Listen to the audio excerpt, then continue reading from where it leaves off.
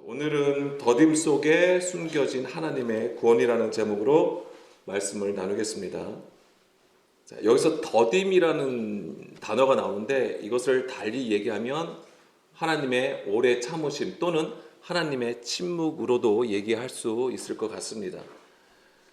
오늘 이 말씀을 나누게 된 것은 이제는 우리가 수요일 날 이제 로마서를 보게 되는데 이제 강해식으로 이루어지다 보니까 그 흐름을 따라가야 되잖아요. 그러니까는 그 말씀 안에 있는 중요한 개념들과 주제들이 있어요. 그것은 사실 크게 다루지 않고 넘어갈 때가 있습니다. 그래서 그 중요한 주제를 다루는 이제 시간이 될 것 같은데 오늘 그러한 관점에서 오늘 이 말씀을 준비하게 되었습니다. 혹시 수요일 날 말씀을 들으신 분들은 기억을 하겠지만 하나님께서 우리를 향한 자기의 사랑을 확증하여 나타내신 것이 무엇입니까? 바로 십자가가 되는 것이죠. 그래서 이 십자가가 나타난 것은 하나님께서 그 기약대로 하나님께서 정하신 때를 따라서 하나님께서 그 십자가를 우리에게 나타내셨다라고 하는 것입니다.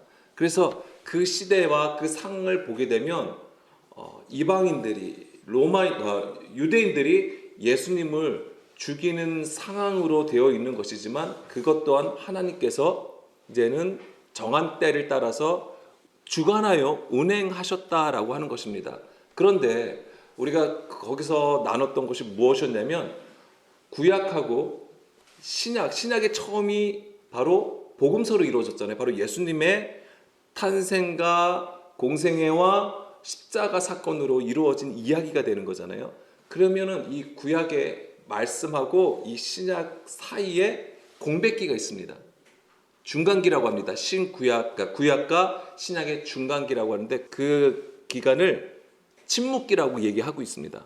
침묵기라고 하는 이야기는 공적으로 하나님의 계시가 임하여 기록되지 않았다라고 얘기죠. 그러니까 우리가 볼 때는 하나님이 선지자를 통하여 말씀하지 않으셨다라는 것을 의미하는 것입니다. 그런데 그때 말씀드린 것이 뭐냐면 그럼 하나님께서 침묵하셨을 때에 하나님께서 어떠한 일도 하지 않으셨느냐라고 했을 때 그것은 아니라고 말씀드렸습니다. 하나님은 바로 그 십자가를 준비하는 기간으로 그 침묵기를 두셨다라고 하는 것입니다. 그러면 왜 하나님은 그 400년이 흐른 뒤에 왜 십자가를 세우셨을까라고 했을 때 물론 하나님의 정한 때를 따르는 것이지만 우리가 가장 연약하여졌을 때 이것은 달리 말씀드리면 어떤 것을 얘기하냐면 우리가 가장 연약하여졌을 때는 곧 우리가 가장 악해졌을 때를 의미하는 것입니다. 왜냐하면 우리가 약해졌다는 것은 병든 상태예요. 하나님과 가장 멀리 떨어진 상태를 의미한다고 하는 것입니다. 그때에 이제 십자가를 세우심으로써 하나님의 공의의 심판이 이루어짐과 동시에 우리에게 생명을 허락하시는 것이었죠. 그러한 관점에서 로마서를 수요일 날 나눴습니다. 그래서 그 400년의 시간을 우리는 하나님의 더딤 또는 오래 참으심으로 우리는 이해할 수 있을 것 같습니다. 그 시간은 하나님께서 침묵하는 시간이었지만 아무것도 안 한 시간이 아니라 오히려 하나님의 구원을 준비하는 시간이었고 구원을 위한 숙성의 시간으로 볼 수 있는 것입니다. 오늘은 이런 관점에서 이제 말씀을 나누려고 합니다. 그런데 이제 성경을 본격적으로 보기 전에 우리의 신앙생활을 좀 보려고 합니다. 우리가 이 하나님의 더딤 또는 이 하나님의 침묵을 우리는 어떻게 이해하고 있을까요? 우리의 신앙생활에서. 우리가 지금 문제가 발생했어요. 우리에게 엄청난 어려움들이 있어요. 그럼 우리는 당연히 하나님 앞에 나와서 기도하잖아요. 그런데 하나님께서 우리가 열심으로 막 기도하고 있는데 하나님께서 침묵하신다면 우리는 그렇게 생각을 한다는 거죠. 하나님께서 우리의 기도를 들어주시지 아니하시고 그 기도에 응답이 없을 때에 우리가 원하던 것, 우리가 생각했던 대로 그 일이 풀어지지 않을 때에 우리는 어떻게 생각합니까? 하나님이 아무것도 안 하시는 것처럼 느낀다고 하는 것입니다. 그래서 하나님께서 아무 일도 안 하신다. 하나님께서 침묵하신다. 이렇게 생각을 하는 것이죠. 그리고 우리가 열심히 기도했는데 우리를 힘들게 했던 관계나 상황이나 환경이 바뀌지 않았을 때에 우리는 고민하고 또 의문을 가지는 거예요. 하나님이 전혀 우리의 기도를 들어주지 아니하시는 건가? 이렇게 이제는 의문을 가진다라고 하는 것입니다. 그리고 우리가 신앙생활하면서 우리가 하나님으로부터 많은 약속의 말씀들을 받잖아요. 우리를 이끌어 가시고 우리를 세우심에 있어서 하나님은 우리에게 약속하신 말씀들이 있습니다. 그런데 그 약속이 굉장히 늦어질 때가 있다라고 하는 거예요. 그 늦어지는 것에 대해서 우리는 하나님께서 아무것도 안 하신다. 이렇게 생각을 한다라고 하는 것입니다. 이렇게 생각할 때에 우리의 신앙생활은 어떻습니까? 초조해져요. 불안해집니다. 그래서 이 불안과 초조한 신앙생활, 우리가 예수님을 믿어서 구원을 받았다고 하는데도 불구하고 우리는 여전히 현실 속에서 불안해하고 있다라고 하는 것이죠. 자, 이러한 의문을 가지고 하나님 앞에 고민을 털어놓은 선지자가 바로 하박국이에요. 그래서 1장 2절 말씀을 보겠습니다. 하박국 1장 2절 말씀에서부터 보게 되면 여호와여 내가 부르짖어도 주께서 듣지 아니하시니 어느 때까지니까 내가 강포로 말미암아 외쳐도 주께서 구원하지 아니하시나이다. 자, 하박국 선지자가 기도하는데 기도의 응답이 지연되는 것에 대해서 호소하고 있는 거예요. 지금 하박국 선지자는 무엇을 보고 있냐면 이스라엘의 죄악을 보고 있어요. 이스라엘의 악이 가득 차요. 너무나도 하나님의 백성이라고 하는데 하나님 앞에 말씀대로 살아가기는커녕 오히려 악을 저지르고 죄를 범하는 그 모습에 지금 하나님의 공의가 어디 있느냐라고 얘기를 하고 있는 것입니다. 그리고 3절 계속 보게 되면 어찌하여 내게 죄악을 보게 하시며 패역을 눈으로 보게 하시나이까 겁탈과 강포가 내 앞에 있고 변론과 분쟁이 일어났나이다. 자, 겁탈과 강포, 변론과 분쟁의 죄악이 지속되고 있는데 하나님은 마치 그것을 그냥 놔두시는 것 같아요. 방관자로 하나님은 그냥 보고만 있는 것처럼 선지자의 눈에는 보였던 것이죠. 자, 13절도 보겠습니다. 주께서는 눈이 정결하심으로 악을 참아 보지 못하시며 패역을 참아 보지 못하시거늘 어찌하여 거짓된 자들을 방관하시며 악인이 자기보다 의로운 사람을 삼키는데도 잠잠하시니까. 그러니까 하박국 선지자가 보니까는 악인들이 굉장히 활동적이에요. 그러니까는 번성하는 거예요. 오히려 의인들은 하나님의 말씀을 듣고 순종하는 자는 오히려 이 악인들로 뭐합니까? 괴로움을 당하고 있다라고 하는 거예요. 그러니까는 그것을 지켜보던 이 하박국 선지자는 하나님께서 방관하시는 것 같아요. 그냥 내버려 두시는 것처럼 보이는 것이죠. 그러니까 너무 답답해서 이제 이러한 기도를 드리게 되는 거예요. 이것에 대한 답이 오늘 말씀이에요. 하박국 2장 3절 4절 말씀이에요. 근데 잠깐 1절 잠깐 볼게요. 1절을 보게 되면 하박국 선지자가 이 하나님의 응답을 듣기 위해 어떻게 합니까? 내가 내 파수하는 곳에 서며 성루에 서리라. 그가 내게 무엇이라 말씀하시는지를 기다리고 바라보며 나의 질문에 대하여 어떻게 대답하시는지 보리라. 자, 하나님의 응답을 듣기 위하여 이 선지자가 선 곳이 어디입니까?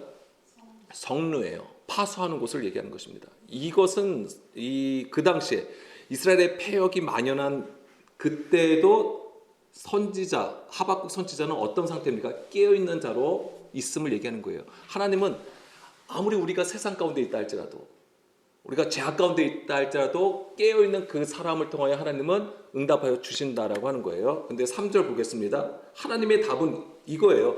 이 묵시는 정한 때가 있다라고 하는 것입니다. 하나님의 계시는 하나님의 정하신 때를 따라서 운행하시는데 그 종말이 속히 이루겠고, 그러니까 너무 이제는 하박국 선지자가 듣고 싶은 말이 나온 거, 말씀이 나온 거예요. 속히 이루시겠다고 하는 거잖아요. 왜냐면 하박국 선지자가 지금 얘기하는 것은 지금 의인들이 악인들로 지금 고통받고 있다. 그러니까는 빨리 좀 구해 주십시오라고 하는 거거든요. 그 악인을 어떻게 빨리 심판하여 주시기를 원합니다라고 했는데 하나님께서 말씀하신 그 종말을 속히 이루겠다라고 하셨는데 결코 거짓되지 아니하리라. 여기까지 좋아요. 그런데 그 뒤에 보면 비록 더딜지라도 기다리라 이 얘기를 또 하시는 거예요. 그러니까 앞에 속히 이루겠다는 말씀하고 비록 더딜지라도 기다리라는 말씀이 어떻게 되는 거예요? 예, 충돌하는 거예요. 서로 모순되어 보인다라고 하는 거예요. 그렇지만은 비록 더딜지라도 기다리라 지체되지 않고 반드시 응하리라 이렇게 말씀해 주시는 것입니다. 그리고 4절에서는 우리가 잘 알고 있는 것처럼 의인은 그의 믿음으로 살리라 이 말씀이 기록이 된 것입니다. 자, 하박국 선지자 입장에서는 답답할 수는 있지만 그의 나중 고백을 보게 되면 하나님을 전적으로 신뢰하는 모습을 보여줍니다. 3장 17절 말씀. 하박국 선지서는 딱 3장만 기록이 되어 있습니다.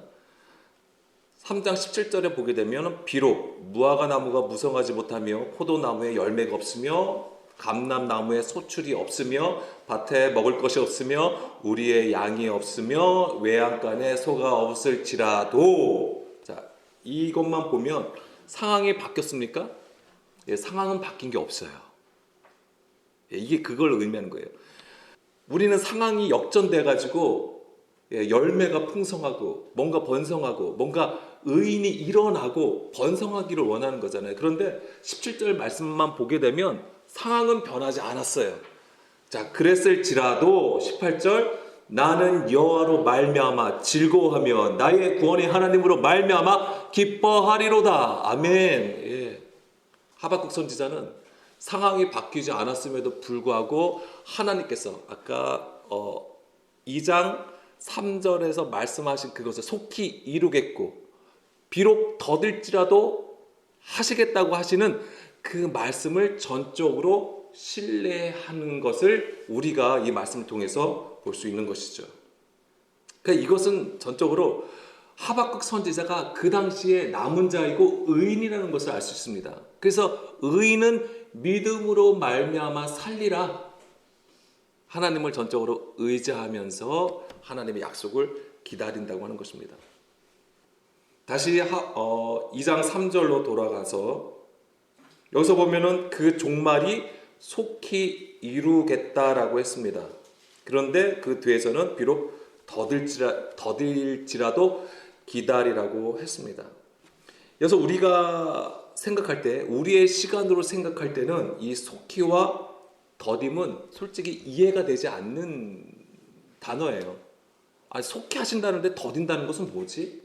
그러니까 우리의 시간으로 보면 안 된다고 하는 거예요. 이것은 우리의 시간이 아니라 하나님의 때를 얘기하는 것입니다.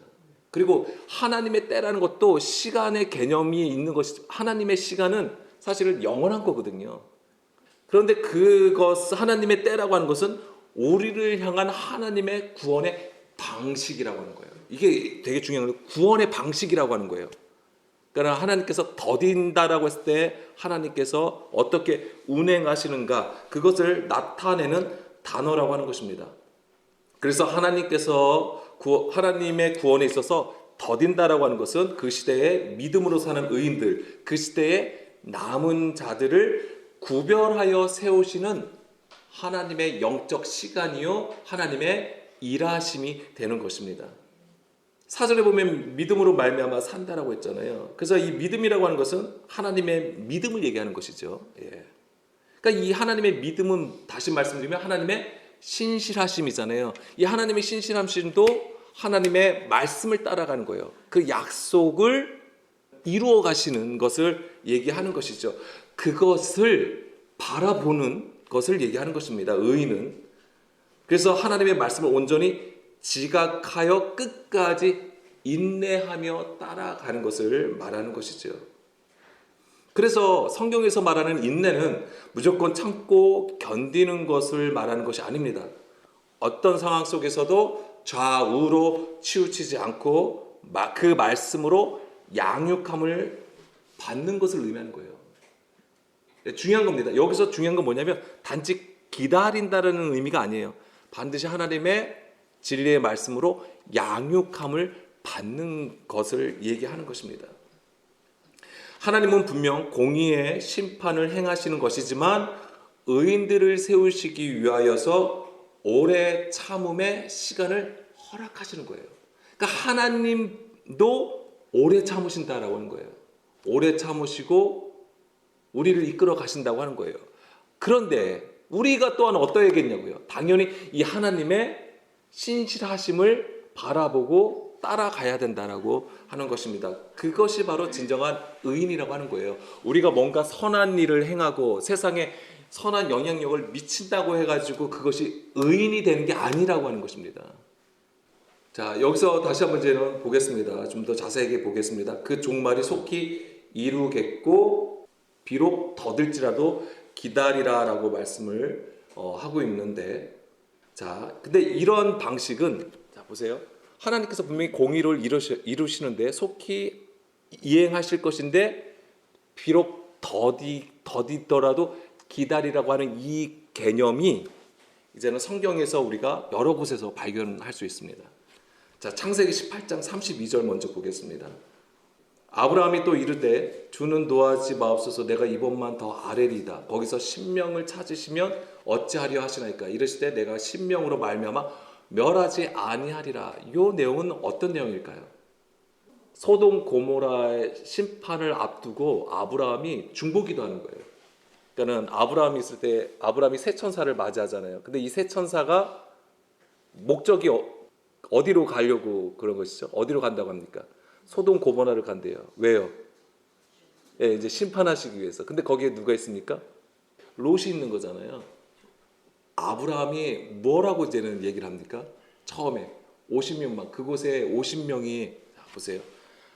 악인과 그 소돔 고모라가 있는를 심판하시는데 아브라함의 생각에는 이거예요. 거기에 악인도 물론 많지만 의인들도 있지 않겠느냐. 그런데 하나님께서 그곳을 심판하시면 그 의인들도 멸망당하는 거 아닙니까? 그러니까 이제는 얘기를 하는 거예요. 중보기도 하는 거예요. 50명부터 시작을 하는 거잖아요. 50명에서 시작해서 결국에는 10명까지 오게 되는 거예요. 근데 나중에 보게 되면 소돔 고모라는 불심판을 받게 되잖아요. 그러니까 의로운 자가 없었음을 얘기하는 건데, 여기서 보게 되면 그 50명부터 45명 쭉 내려온단 말이에요. 그러면 이것도 뭘 얘기하냐면 하나님의 심판은 작정이 돼 있어요. 하나님은 그 공의로 그 불법과 죄를 심판하세요. 이게 속히 이루어짐이에요. 그런데 더디 하신다라고 하는 것이죠. 예, 뭐냐면 50부터 10명, 물론 그 시간은 짧은 것이지만 하나님께서는 하나님이 일하시는 방식, 구원의 방식으로 보자면 이것은 하나님께서 뭐 하는 거예요? 그 의로운 자를 하나님도 찾으신다라고 하는 것입니다. 그것을 보여주는 그림이 되는 것이죠. 그리고 광야에서는 어떠한가요? 광야에서 출애굽기 32장 1절 보겠습니다. 백성이 모세가 산에서 내려오미 더딤을 보고 그 다음에 백성들이 어떻게 합니까? 금송아지를 만들게 되는 것이죠. 또 여기서 우리가 생각할 수 있는 것은 뭐냐면, 그럼 하나님께서 모세에게 그냥 곧바로 자, 출애굽한 이스라엘 백성들에게 곧바로 율법을 주셨더라면 금송아지를 안 만들지 않았을까요? 이 더디 오는 것에 대해서 불안해하니까 금송아지를 만들었단 말이에요. 그러면 그냥 빨리 율법을 선포하시고 10계명을 주셨으면은 이들이 금송아지를 만들지 않았을 수도 있잖아요. 그런데 여기서도 보게 되면 모세가 산에서 내려옴이 더뎠다고 하는 것은 뭐예요? 그들에게 율법을 전해주는 것이 더뎠다라고 하는 거잖아요. 그러니까 늦어지게 되니까는 사람들이 이제 우상을 만들게 되었던 것이죠. 여기서도 보면은 더딤의 시간이 허용이 된 거예요. 하나님이 일하심이 여기서도 적용이 된 것입니다. 그런데 여기서 우리가 알아야 되는 것은 뭐냐면, 그것이 단지 늦어졌다라는 시간의 개념이 아니라 하나님의 약속을 붙드는 의인과 상황을 따라 사람의 말과 자기의 욕망을 따라가는 교만한 자들을 시험하시고 구별하시는 시간이었다고 하는 거예요. 이 더딤이라고 하는 것은. 모세가 십계명을 늦게 내려옴으로써, 즉 하나님의 더딤의 시간을 허용함으로써 누가 구별되는 거예요? 하나님의 말씀을 듣는 백성과 하나님의 말씀을 듣지 않는 백성이 구별된다라고 하는 것입니다. 그러니까 이 하나님의 더딤은 바로 그러한 시간이 되는 거예요. 우리를 시험하시고 구별하여 세우시는 과정이 된다라고 하는 것입니다. 출애굽기 13장 17절에서도 이걸 아셔야 돼요. 하나님께서 이제 출애굽한 이스라엘 백성들을 가나안 땅으로 이끌어 가잖아요. 그러면은 실제 빠른 길이 있었어요. 해안길이라고 하거든요. 그 지중해를 따라서 쭉 그냥 올라가기만 하면 한 달도 안 걸리는 시간에 거기를 도착할 수 있어요. 그런데 그 길을 허락하지 아니하세요. 바로가 백성을 보낸 후에 블레셋 사람의 땅의 길은 가까울지라도, 이게 근데 해안길이지만은 거기는 뭐냐면 블레셋 지경인 거예요. 블레셋 지역이 되었던 것이죠. 하나님이 그들을 그 길로 인도하지 아니하셨으니 이는 하나님이 말씀하시기를 이 백성이 전쟁을 하게 되면 마음을 돌이켜 애굽으로 돌아갈까 하였습니다. 이것 또한 하나님의 더딤과 관련되어 있는 거예요. 그래서 그 길을 파여 광야 길로 우회하게 하셨다라고 하는 것이죠. 이것이 바로 구원을 이루시는 과정인 것이죠. 더딤이라는 하나님의 구원 방식을 보여주는 것입니다. 그래서 성경에 나타난 하나님의 더딤은, 하나님의 이 역사는 마치 더딘 것처럼 보여요. 마치 굉장히 늦고 더딘 것처럼 보여요. 그러니까 우리의 관점에서는 굉장히 늦는 것이죠. 그러니까 얼마나 답답하겠어요. 하나님이 말씀하여 주셨으면 이것이 즉각 나타나서 어떤 결과물을 얻기를 원하는 것인데, 우리는 그런데 하나님은 그 더딤이라는 시간, 오래 참음의 시간을 허용하셨다라고 하는 것입니다. 자, 이런 예를 간단하게 더 살펴보게 되면 이제 말씀으로 찾지는 않겠습니다. 이제 잘 들어보시면, 아브라함이 하나님께 약속을 받았죠. 처음에 창세기 12장에서 땅과 자손을 약속을 받았어요. 그런데 실제적으로 그 아들을 약속받은 게 몇 살인지 아십니까? 75세에 이삭의 약속을 받아요. 자손의 약속을 받아요. 왜냐하면 그 창세기 12장 처음에 부렸을 때가 그 나이예요. 그때 약속을 받은 거예요. 근데 언제 아들을 얻게 됐습니까? 100세. 그럼 몇 년이 지난 거예요? 25년이나 지났단 말이에요. 아니, 아들을 약속을 받았으면 내년쯤이면 내가 아들을 얻겠구나라고 생각할 거 아닙니까? 안 그러시겠어요? 누가 25년 뒤에 아들을 얻을 거라고 누가 생각을 합니까? 근데 그 100세 때 낳게 하신 이유가 있어요. 완전히 내 생명이 죽은 상태를 의미하는 거예요. 완전하게. 그러니까 하나님은 우리가 가장 연약할 때 하나님의 계시, 하나님의 약속을 나타내신다고 하는 거예요. 이게 바로 하나님의 더딤이에요. 더딤의 역사를 얘기하는 거예요. 또 말씀을 드리면, 하나님은 아브라함에게 그의 자손들이 애굽에 들어가고 나오기까지 몇 년이 걸린다고 하셨습니까? 400년이나 걸린다고 했어요. 이것도 이미 아브라함에게 말씀해 주셨어요. 400년 동안 너희 자손이 애굽에 있을 것을 말씀해 주셨단 말이에요. 이 모든 사건과 시간은 뭐예요? 다 하나님의 구속사의 시간이라고 하는 거예요. 그리고 그 400년도 400년이 되었기 때문이 아니라, 그것도 뭐예요? 가나안 아모리 족속의 죄가 가득했을 때에 움직이셨다고 하는 거예요. 그러니까 하나님은 그냥 약속했기 때문에 아니라 모든 것이 다 하나님의 선하신 뜻을 따라서 운행되었다라고 하는 것입니다. 이 모든 것이 다 하나님의 더딤이라는 관점에서 볼 때에 바로 의인과 남은 자를 세우시는 하나님의 방식이었다고 하는 거예요. 그래서 하나님께서 400년이 되어서 애굽에서 나오게 하시죠. 하나님의 심판이 임한 거예요. 하나님의 심판이 임하여 속히 이루어진 거죠. 그죠? 애굽의 육신의 구조를 얘기하는 것입니다.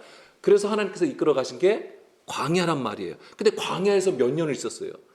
40년이라는 시간이 있었잖아요. 빠른 길이 있었음에도 불구하고 우회하게 하셨다는 거예요. 그건 뭐예요? 하나님의 더딤이라고 하는 거예요. 그게. 그래서 거기서 하신 일이 뭐예요? 낮추시고 줄이게 하셨다. 즉 뭐예요? 하나님의 입에서 나오는 모든 말씀으로 살아가는 진정한 백성들을 세우시는 과정이었다고 하는 거잖아요. 그게 하나님의 더딤 속에서 의인과 남은 자를 세우시는 하나님의 구원의 방법이었던 것입니다. 그러니까 성경에는 이런 구조들이 굉장히 많다라고 하는 것이죠. 다시 하박국 2장 3절로 보겠습니다. 여기서 그 종말이 속히 이루겠고 결코 거짓되지 아니하리라. 비록 더딜지라도 기다리라라고 했습니다. 기다리라고 하는 것은 하카라는 단어가 쓰였습니다. 이것은 하나님을 바라보며 인내하는 기다림을 말하는 것입니다. 이게 그냥 단순하게 기다리는 것을 얘기하는 게 아니라 하나님의 언약을 의지하는 거예요. 그리고 주를 향하여 똑바로 서는 것이죠. 하나님의 언약을 의지한다는 것은 하나님의 말씀을 듣고 하나님의 뜻을 깨달아야지 우리가 하나님의 언약을 붙들고 주를 향하여 설 수 있다라고 하는 것이죠. 믿음을 하나님께서 얘기하시는 거예요. 우리의 믿음을 기다리라고 하는 것은. 그래서 시편 33편 18절에서 20절 말씀에 보게 되면 이것이 가장 잘 나타난 말씀 중에 하나인데, 여호와는 그를 경외하는 자 곧 그의 인자하심을 바라는 자를 살피사. 그냥 우리가 그냥 믿고 하나님을 경배합니다, 하나님을 사랑합니다라는 게 아니라 그를 경외하고 그 인자하심을 바라는 거예요. 하나님의 언약을 붙들고 자기가 어떠한 자임을 깨달아서 주님을 향하여 서는 것을 얘기하는 것이죠. 하나님은 그런 자를 살피신다고 하는 거예요. 그들의 영혼을 사망에서 건지시며 그들의 굶주릴 때에 그들을 살피시는도다. 사망, 그 다음에 굶주릴 때, 우리가 가장 연약하여질 때에 하나님께서 그들을 붙드신다고 하는 거예요. 우리의 영혼이 여호와를 바라며 그는 우리의 도움과 방패시로다. 아멘. 이런 자가 바로 의인이라고 하는 거예요. 완벽해서 의인이 되는 게 아니고 이런 자가 의인이라고 하는 것입니다. 그래서 그 의인이 가진 믿음이라고 하는 것은 바로 이 언약 안에서 하나님의 신실하심, 하나님의 역사를 바라보면서 또한 자기의 모든 것을 내려놓고 지속적으로 하나님을 따라가는 삶이라고 하는 것이죠. 거기서 제일 중요한 게 바로 하나님의 가르침을 받고 양육함을 받는다라고 하는 것입니다. 우리가 이 세상에서 우리의 삶 가운데 아무 일도 안 일어나고 어떤 문제도 없이 사는 것을 얘기하는 게 아니에요. 양육함을 받음이 있어야 되는 거예요. 그것은 나의 육신이 죽는 것을 얘기하는 것입니다. 한 번에 죽을 수 있는 게 아니에요. 계속해서 날마다 나를 하나님 옆에 드림으로써 죽게 된다라고 하는 것이죠. 그 과정을 얘기하는 것입니다. 그 과정이 바로 하나님의 더딤의 시간이에요. 그래서 결국 하나님은 그 시대에 남은 자를 세우시게 되는 것이죠. 그래서 광야에서의 40년 생활, 그리고 나중에 이스라엘이 바벨론으로 포로로 끌려가잖아요. 그 바벨론 포로 기간이 언제가 됩니까? 70년이에요. 그것도 하나님께서 정하셨어요. 그 70년도 무엇을 의미하는 겁니까? 하나님의 더딤이에요. 그래서 하나님의 이스라엘을 하나님께서 구원하시는 방식이라고 하는 것입니다. 그러니까 그들의 죄와 허물을 정결하게 하시는 시간이라고 하는 거예요. 자, 그러면 지금까지 제가 구약을 말씀을 드렸잖아요. 그러면 신약에서는 어떨까요? 신약에서도 하나님의 더딤의 개념을 우리가 볼 수 있습니다. 물론 이제 여러 군데가 있습니다만 이제는 요한복음 11장 보겠습니다. 자, 요한복음 11장에서는 어떤 내용이 있냐면은 여기 벌써 오라비가 나오잖아요. 누구 얘기할까요? 마리아 마르다의 오라비 누굽니까? 나사로 얘기입니다. 나사로의 얘기예요. 자, 예수님은 나사로의 위중함을 들었죠. 그런데 곧바로 갔나요? 안 갔어요. 이것 또한 기가 막히지 않아요? 아니, 누가 정말 아끼는 자들이잖아. 아끼는 제자란 말이에요. 그러면 너 지금 막 죽을 것 같대요. 위중해야 돼요. 그럼 빨리 가서 내가 혹시 이제 예수님은 아니겠죠. 혹시 고치지 못하더라도 가서 손 한번 잡아주고 위로도 좀 해주고 이렇게 해주고 싶잖아요. 그런데 예수님은 그렇게 안 했어요. 어떻게 하셨습니까? 오히려 이틀을 유하였다라고 되어 있어요. 이틀을 기다렸다고 말씀하세요. 성경은 그렇게 기록하고 있습니다. 그러니까는 이틀을 유하심으로써 늦게 움직이시는 것을 보여주신단 말이에요. 그 결과가 어땠습니까? 예, 나사로는 결국 죽었어요. 아니 다른 말씀에 보면 병자들을 예수님이 어떻게 하세요? 치유해 주시잖아요. 근데 그 아끼고 사랑했던 제자에 대해서는 뭐예요? 치유하지 않으셨어요. 오히려 늦게 도착함으로써 죽게 되었던 것이죠. 이것은 무엇을 보여주는 걸까요? 죽음을 통해서 부활의 계시를 보여주는 거예요. 이게 하나님의 더딤의 개념을 가지고 있는 거예요. 허락하신 거예요. 그 이틀을 허락하신 거예요. 침묵의 시간을 허락하여 주시고, 그래서 나사로의 죽음을 통하여 부활을 계시하는 모습을 우리에게 보여줬던 것입니다. 11장 23절에 예수께서 이르시되 내 오라비가 다시 살아나리라 라고 하시면서 25절 예수께서 이르시되 나는 부활이요 생명이니 나를 믿는 자는 죽어도 살겠고 무릇 살아서 나를 믿는 자는 영원히 죽지 아니한다 라고 말씀해 주시잖아요. 그러니까 이 나사로의 일을 통해서 예수님은 나는 부활이요 생명이시다라는 것을 나타내신 것이죠. 드러내신 것이 됩니다. 하나님의 더딤은 바로 이 하나님의 큰 일을 나타내시기 위한 준비요 과정이 되는 것입니다. 그래서 이것이 가장 잘 나타난 것이 바로 예수님의 십자가 사건이에요. 예수님의 십자가 사건. 자, 예수님이 죽으시고 우리가 잘 알고 있는 것처럼 3일 만에 다시 살아나셨습니다. 그럼 생각해 보세요. 예수님께서 죽으셨잖아요. 그 다음 날에 살아나시면 좋잖아요. 그런데 그렇게 아니하셨어요.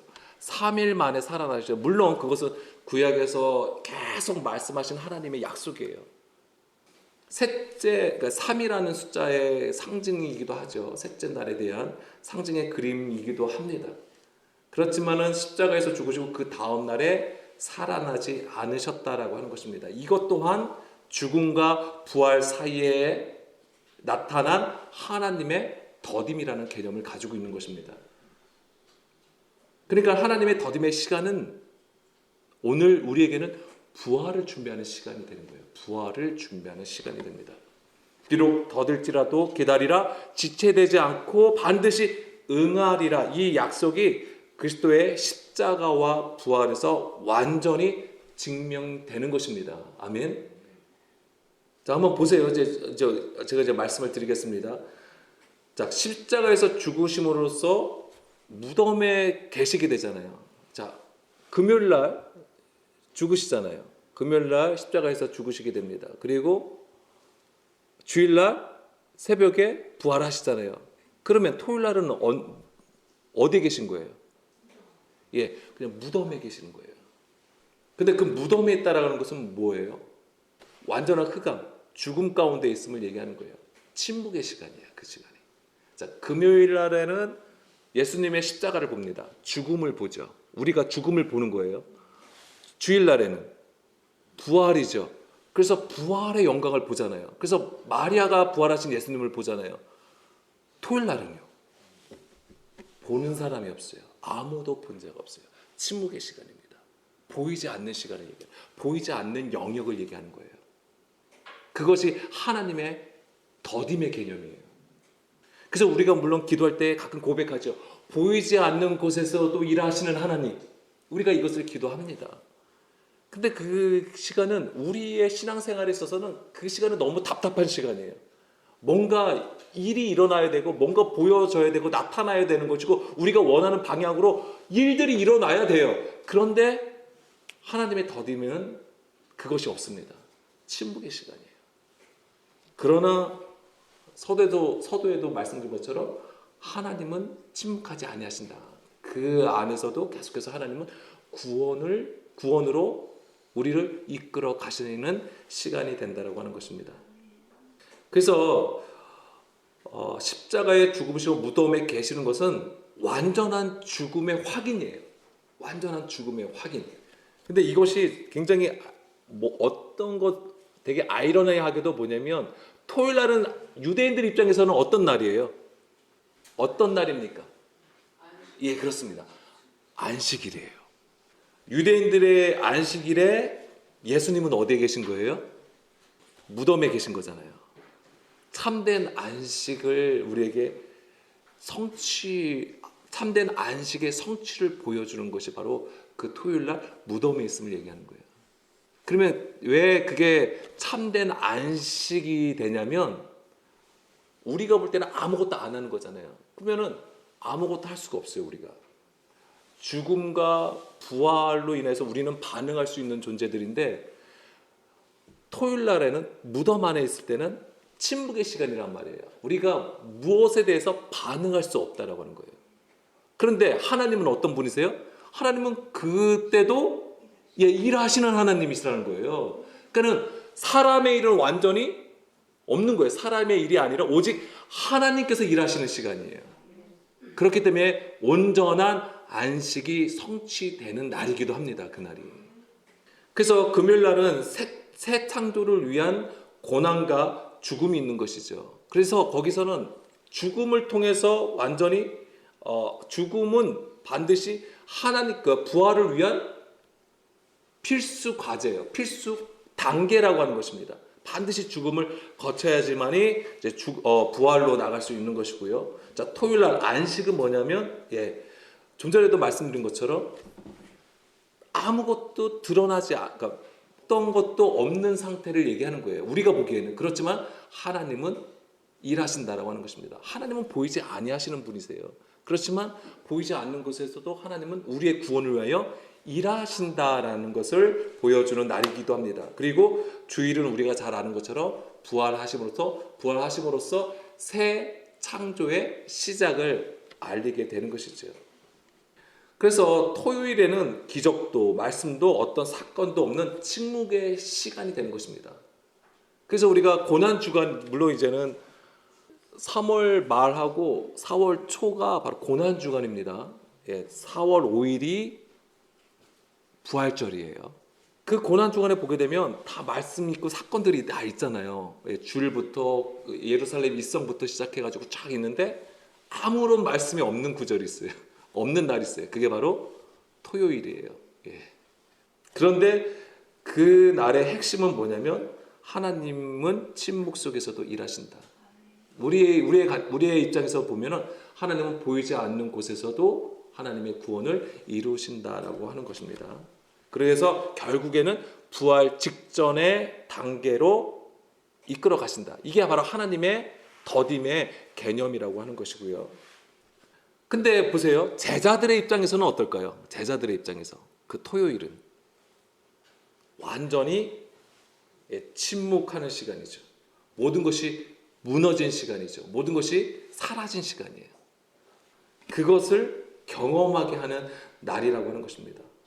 금요일 날에는 고통을 보는 것이죠. 예수님의 죽음을 통해서 고통을 겪게 되는 것이고, 주일 날에는 하나님의 부활하신 예수님을 통하여 영광을 보게 되는 것이죠. 그렇지만 토요일에는 아무것도 볼 수 없다라고 하는 것이죠.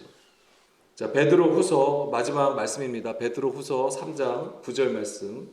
주의 약속은 어떤 이들이 더디다고 생각하는 것 같이 더딘 것이 아니라 오직 주께서는 너희에 대하여 오래 참으사 아무도 멸망하지 아니하고 다 회개하기에 이르기를 원하시느니라.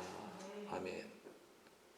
주의 약속은 더딘 것이 아니라 오래 참으심으로 우리를 구원하시려는 아버지의 마음으로 우리가 읽어야 되는 것입니다. 우리의 죄성, 우리의 연약함을 아심에도 불구하고 하나님도 오래 참으시고 우리를 구원으로 이끌어 가신단 말이에요. 우리는 우리가 원하는 대로, 우리가 바라는 대로 되지 않는다고 해서 하나님께서 침묵하시는지, 하나님께서 방관자가 되셨는지, 하나님께서 일하지 않는다고 우리는 하나님 앞에 불평을 낼 수 없다라고 하는 것입니다. 하나님은 여전히 보이지 않는 곳에서도 일하신다고 하는 거예요. 우리의 구원과 우리의 생명을 위해서 오늘도 하나님께서는 하나님의 열심으로 일하신다고 하시는 것입니다.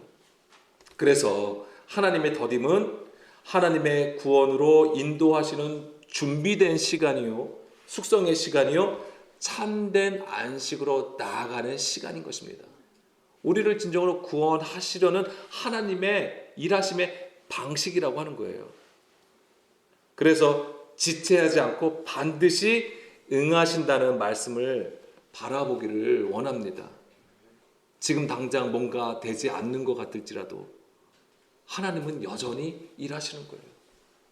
우리가 알지 못하는 곳에서까지도, 보지 못하는 곳에서까지도 하나님은 계속 우리를 이끌어 가시는 것입니다.